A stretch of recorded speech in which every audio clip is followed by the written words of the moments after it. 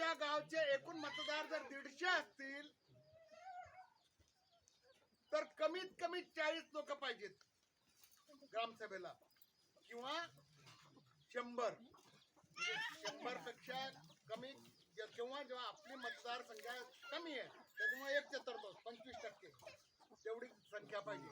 तेवढी संख्या असली तरच ग्रामसभेचा काय म्हणतो आपण त्याला कोरम, काय असते कोरम असते, तो कोरम पूर्ण होतो, नाही तर कोरम पूर्ण होत नाही. आज कोरम पूर्ण आहे आपला, व्यवस्थित आहे.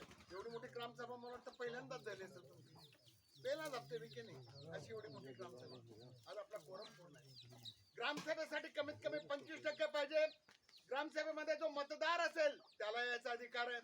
ग्रामसभा बंद घरात घ्यायची नाही, दरवाजे उघडे पाहिजे. जो मेंबर आहे त्याला येऊ द्यायला पाहिजे. ग्रामसभेमध्ये सगळ्यांना बोलायचा अधिकार पाहिजे. ग्रामसभेमध्ये पहिली जी ग्रामसभा होईल मार्च नंतर त्याचा अध्यक्ष सरपंच असेल. नंतरच्या सगळ्या ग्रामसभेचा अध्यक्ष हा जे अध्यक्ष जिथे आलेले आहेत त्यांच्यातला कोणाला तरी एकाला बसवायचं. ग्रामसभेचा सेक्रेटरी कोण असेल? ग्रामसभेचा सेक्रेटरी ग्रामसेवक असेल.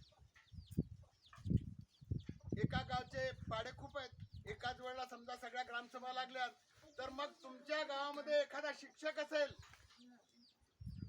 ग्रामसेवक येऊ शकला नाही, किंवा मग अंगणवाडी वर्कर असेल शिकलेली आहे, ते सुद्धा त्या ग्रामसभेचे सेक्रेटरी म्हणून काम बघू शकतात.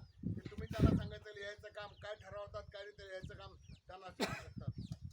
ग्रामसभेची नोटीस 15 दिवस आधी दिली पाहिजे.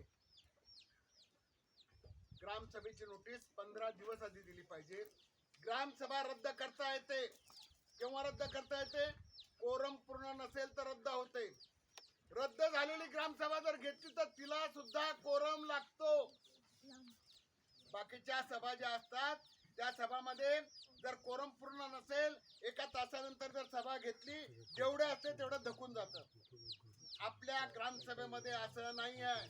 आपली ग्रामसभा कोरम शिवाय होत नाही, आणि म्हणून कोरम खूप महत्वाचा.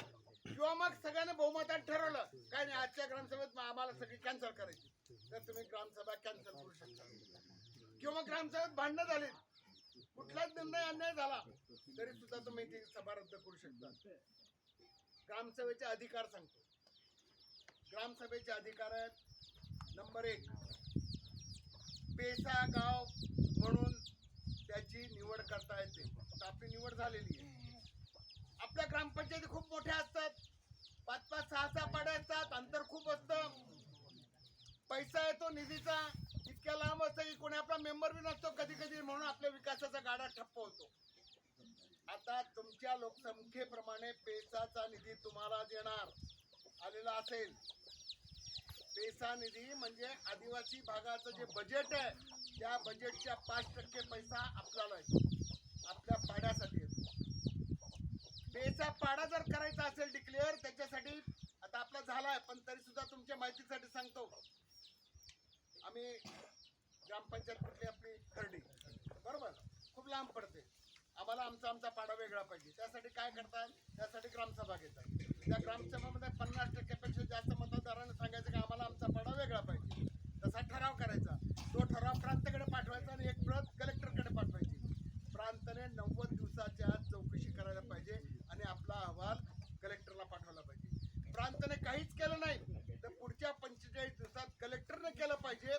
जर त्याने काही केलं नाही तर नंतर आपलं गाव पेसा झालं असं समजायला हरकत नाही.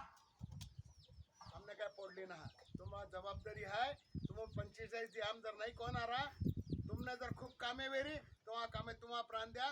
कायदा असा म्हणतो जर कलेक्टरने ही चौकशी केली नाही तरी तुमचं गाव आपोआप पेसा म्हणून डिक्लेअर होणार. एकदा पेसा डिक्लेअर झाला की तुम्हाला निधी मिळतो. तो निधी असतो पेसा निधी. मी सांगितलं मग अशी की जे आदिवासीचं बजेट असतं, आदिवासी खात्याचं खूप मोठं बजेट आहे. आता तर 15,000 कोटीपर्यंत जाणार. त्याचे 5% आपल्याला मिळतात. हे बजेट हे प्रत्येक माणसावर असतं. म्हणजे माणसामध्ये किती माणसं या गावात आहेत त्याच्यावर ते बजेट असतं, ते पैसे मिळतात. हे पैसे हाताळण्यासाठी 3 लोकांची बॉडी असते. ग्रामसेवक सेक्रेटरी असतो, एक आपली भगिनी असते आणि एक आपला भाऊ असतो. या तिघांची ही कोश कमिटी असते.